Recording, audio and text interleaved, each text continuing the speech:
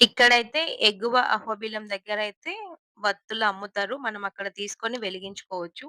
ఇంకా మనం తీసుకెళ్ళినా ఓకే ఏం కాదు. అక్కడైతే వత్తులు వెలిగించిన తర్వాత దర్శనానికైతే లోపలికి వెళ్తారు. ఇలా మేము దర్శనం చేసుకొని బయటికొస్తుంటే హిందూ అన్నదాన సత్రము అంటే అక్కడ కంటిన్యూ‌గా పెడుతూనే ఉన్నారు భోజనాలు. దానికి తోడు ఇక్కడంతా జాతర వైబ్ అని చెప్పా గదా! ఎంత బావుందంటే చాలా బావుంది. కానీ ఎక్కడ పోయినా సరే మనకి ఇవి ఏమంటారు ఫోల్డింగ్ స్టూల్స్ అయితే ముందుగా అవే పెడుతున్నారింకా. ఇలా మేము కంప్లీట్ చేసుకొని రిటర్న్ శ్రీకాళహస్తికి వెళ్తుంటే మా ముందైతే ఒక ఆటో అంటారా? దీన్ని ఏమంటారో గూడా నాకు తెలియదు. టాటా కాదు కాదు. ఏదోలే. అందులో అయితే అందరూ అలా కూర్చొని 2 వరుసలుగా అంటే పైనొక వరుస, కిందొక వరుసగా కూర్చొని వెళ్తుంటే, చిన్నప్పుడు జాతర ఏదన్నా ఉంది, ఎటన్నా వెళ్ళేదుందంటే ట్రాక్టర్‌లో వెళ్ళేవాళ్ళు.